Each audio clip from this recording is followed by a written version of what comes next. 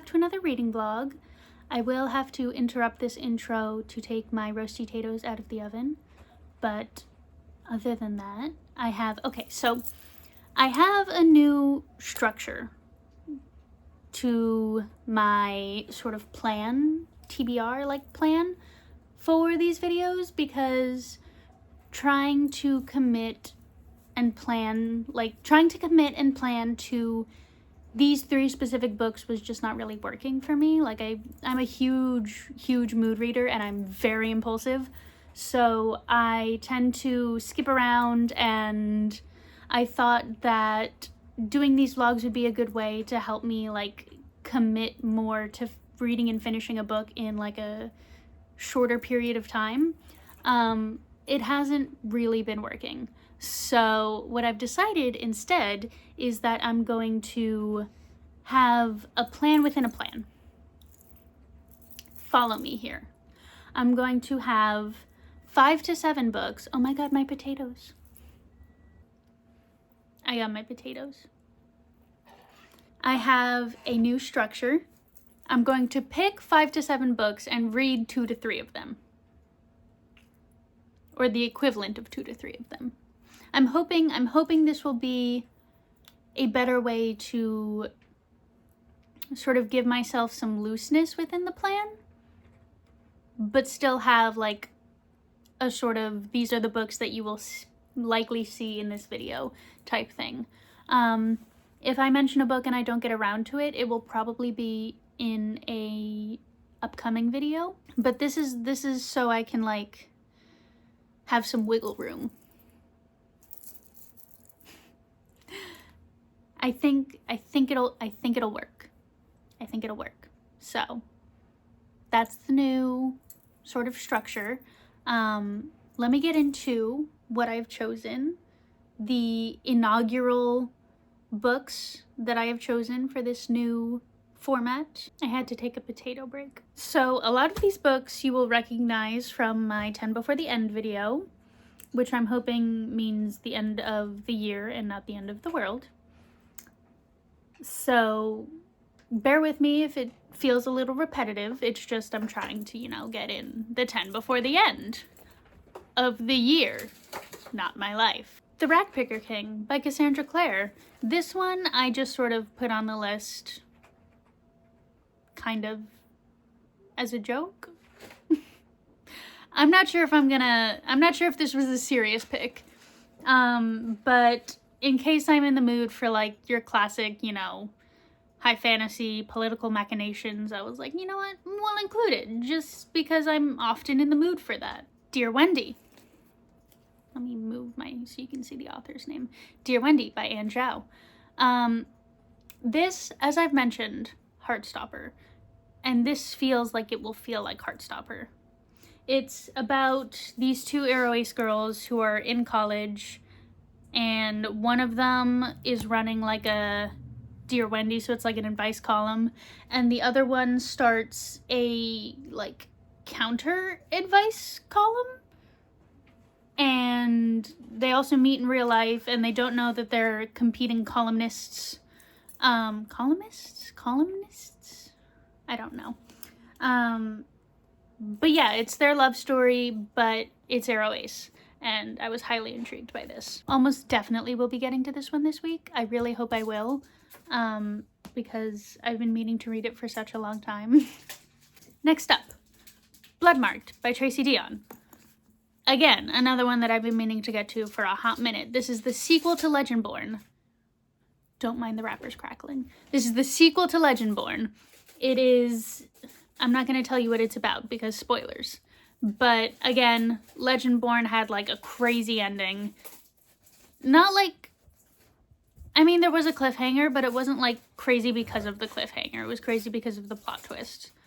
But I want to get more into this sort of alternate universe world.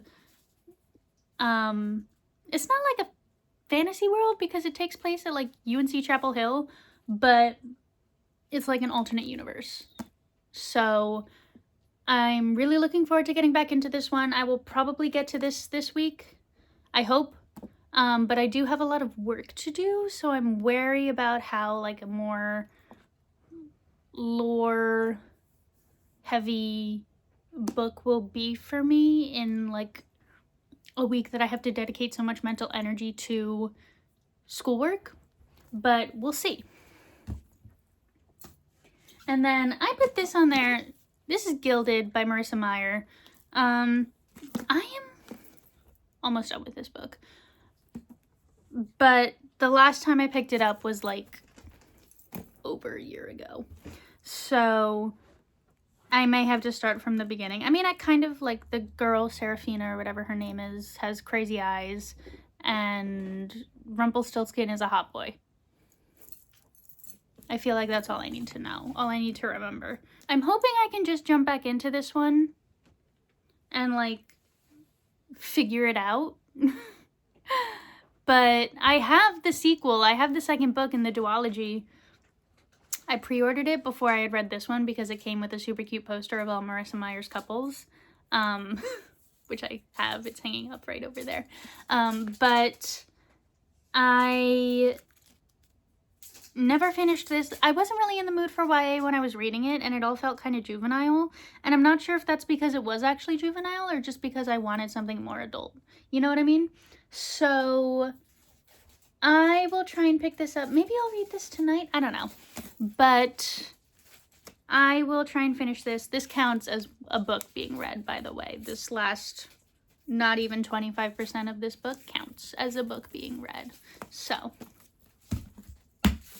cheating. And then I have Onyx Storm.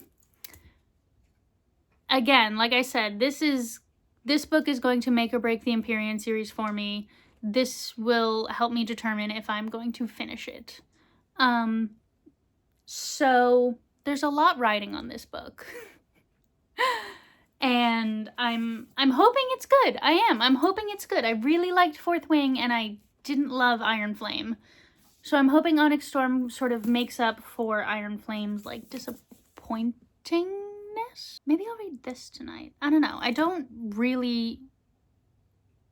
I think I remember enough of Iron Flame to get back into Onyx Storm plot-wise. I'm not sure I remember the characters that well because there are simply so many professors and I don't know who they are. I don't know who the professors are, but I feel like it might also be relevant who the professors are and who the rebels are. Unfortunately, I don't know that information. And then last on my plan, within a plan. Does that make sense? Anyway, last on my TBR, my potentials list, that's what we're going to call it, is Vengeance of the Pirate Queen by Tricia Levenseller. I've been saying every other author, but I have made sure that people can see the name anyway, in case I don't say the author, so I feel like, don't judge me. Vengeance of the Pirate Queen, short little YA romantasy. Again, remember nothing from the accompanying, the prequel duology, I guess is what I would call it. Don't even remember the main character's name. Don't remember this girl's name. I do know that she was in a sort of like hate relationship with one of the guys from Riker, Roland, or Rylan? Roland. Our name. She was in a hate relationship with his steerman. What's it called? Who's the guy who steers the ship? Who's the guy who steers the ship? What's he called? Helmsman. Helmsman! Thank you. I think so. Or the helm. No, I think you're right. I think he's called a helmsman. Yeah, okay. His name is Kieran. That's unfortunate. I have a 3-year-old cousin named Kieran. But I know that I love a good pirate story. And I know that I think these sprayed edges are super cute. And isn't that all that matters? So this is my potentials list. I will hopefully be reading 2 or 3 of these throughout the course of the week. Hopefully I will read the same 2 or 3 and I'll just feel better because I'll have more leeway with my book pick. Instead of having to commit to these 3 books, I will commit to these 6 books, but I won't have to read all 6 of these books. Big brain moments. So, yeah. I'll see y'all later.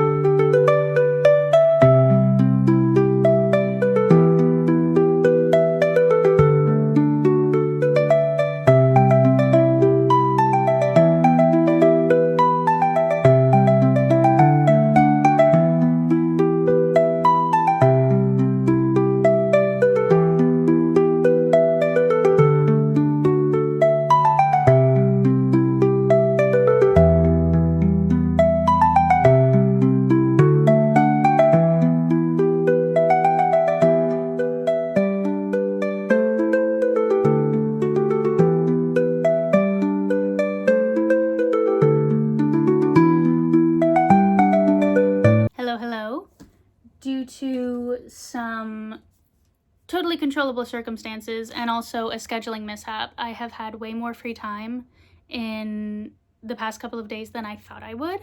So I've gotten quite a bit of reading done. I finished a book and I am a little less than halfway through another book. So let's talk about it. First, Vengeance of the Pirate Queen. Why am I holding my hands like that? Vengeance of the Pirate Queen. This was like a piratey YA light romance story. First of all, I have to say I love when in a book when letters are writing I love in a book when characters are writing letters to each other and then the font changes to like mimic their handwriting. I think that's so fun. I love when like handwriting shows up in a book.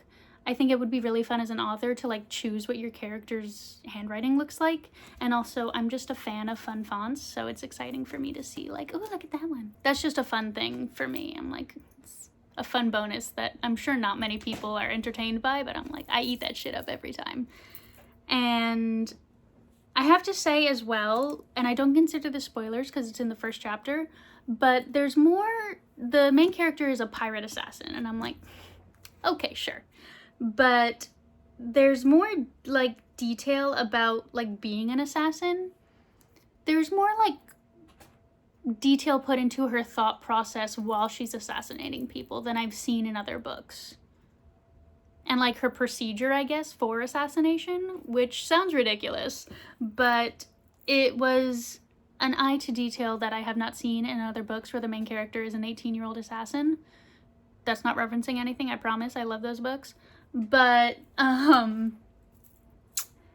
it was nice to, it was like a refreshing change to be like, okay, this is how it's working. Granted, she did take out like 10 armed men in the first chapter, and I felt that was a little unrealistic.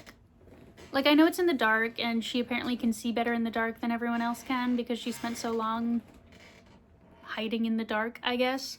But whatever. Semantics. But overall, I really enjoyed this book. It's like a 4.25 star. So it was enjoyable. I liked the ride. I feel like if I'm ever in the mood for a light little pirate story again, I might reread it because I did really enjoy it. I read it in just like a few hours, but like I'm not like sitting here being like, oh my god, that was amazing. It was good. I liked it. Next up is Bloodmarked. I am this much of the way through Bloodmarked. I would argue it's like 40%. Nothing is happening that I didn't expect to happen. It's just happening to a degree that I wasn't expecting. I'm trying to be as spoilery lack of spoilers as possible. But I have to say, I miss Nick. I miss him. I think somehow he's become intrinsically tied with Nick Nelson from Heartstopper in my head, and I'm just like, those are my boys. They're my little Nicks. So I'm like, I want him back. Bring him back. But I don't like Selwyn as much. Also, somehow I missed in the first book that he had gauges, and then they mentioned it in this one, and I was like, when did that happen? Was that always there? But he's not as interesting to me as Nick is. He just seems, he's more, yeah, he's like, everybody loves the broody, mysterious, dark-haired bad boy, and I'm like, I'm so over that. Yeah, Sel has like anger issues, and I can't get behind that. He's also just like cocky in a way that is not endearing. It's just kind of annoying. And like I said, Nick Davis, Nick Nelson, they're like the same person in my head, so. But other than that, I'm really loving Bloodmarked. It is a bit heavy.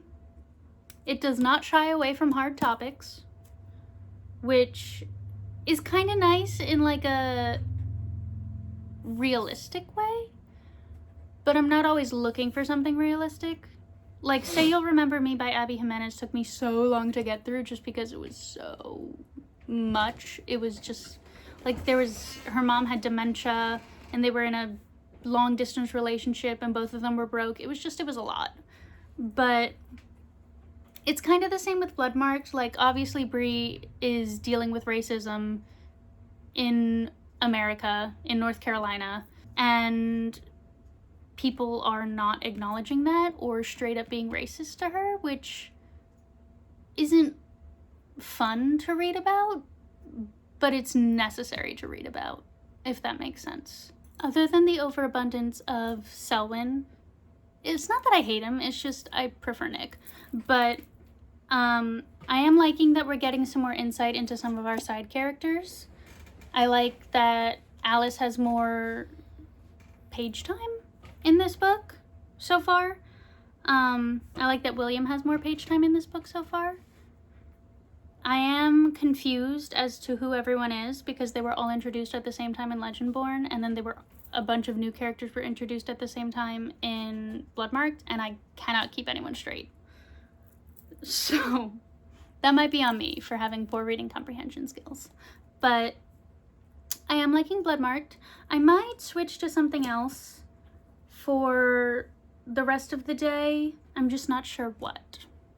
Or I might keep reading Bloodmarked. I haven't decided.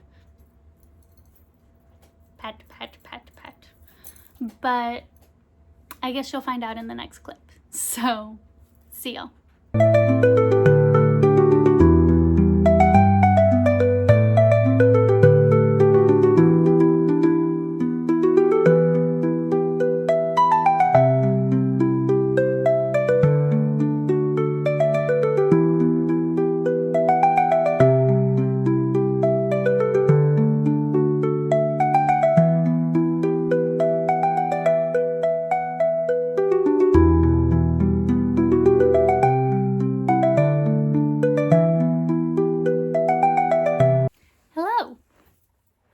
Hello. What? Anyway, so I finished Bloodmarked like Tuesday or Wednesday of last week, and it's been a very hectic week. It's now December 3rd, and I finished Bloodmarked like a couple days before Thanksgiving. I've been working all like Black Friday weekend and the Monday, and then I have a bunch of like finals for school that I have to do, and I meant to film this like the day or the day after I finished Bloodmarked, and I just never did. So let's talk about it, why don't we? It was fantastic, obviously. I think Tracy Dion is a very good writer. I still don't like Selwyn, and I am excited to see hopefully more of Nick. But I'm intrigued by the way the the plot is going. I really want to get to Oathbound. I don't have it, so I have to wait and hopefully get some gift cards for Christmas and then go buy it. But in terms of like, there's a dog in my lap. In terms of like readability, very good. In terms of stress that I had on behalf of Bree, I was very stressed out for her. But I was having a very fun time. I looked at some reviews and they were like, it dragged. And I was like, no, it didn't. You're lying. I thought it was great. I think every part of it needed to happen. I'm very excited for Oathbound because that ending was fucking insane. But I'm very glad I finally got to this. I think it was well worth the wait that I imposed upon myself. I feel like she's dropping hints that it's gonna be like a sort of throuple situation between the three of them. And I'm not sure, because I'm not sure that like mainstream publishing would go for that. But, you know, she's really dropping a lot of hints that it's gonna be like a, not a why choose, but like a thing between all three of them. Which I think would, because right now I can't see like a world where she chooses one or the other. And I know that's not like the point of these books, but like that was a lot of talk on reviews and everything was like, oh my god, is it gonna be a why choose? And I'm like, I don't think so. I think it's gonna be like a throuple situation. But also I'm very intrigued to see if the order is like dismantled. I think there's 4 books in this series. The 4th one is coming out sometime in 2026. And I really want to see... Sir, stop that. I'm really intrigued to see where this one goes. I think this may be one of the few series that I actively follow while it's coming out, because I am very bad at that. I will like read like the first couple of books that are already out, and then I'll buy the ensuing one that comes out like in the year that I read the series, and then I won't buy the rest of them because I'll forget about it essentially. Like the Gilded ones, I still don't have the Eternal ones, and it's been out for like 2 years. And I really liked the first 2 books. I just haven't gotten around to it, I guess. I don't know. But hopefully I continue to follow Legendborn because I'm really loving it so far. I think I might do a reread after I finish Oathbound. I don't know. I'll have to decide on that. But I really, really enjoyed it. I'm so excited to put it on my bookshelf. And in terms of Onyx Storm, I listened to a little bit of the dramatized audiobook and could not take it seriously, and also could not follow what was happening. So I think I'm going to try and read it physically, but that's for another day. This is the end of the video. I'm sorry I don't know when it's going to come out because I have so much schoolwork to do that I don't know when I can edit this. But whenever it does come out, I hope you enjoyed. All right.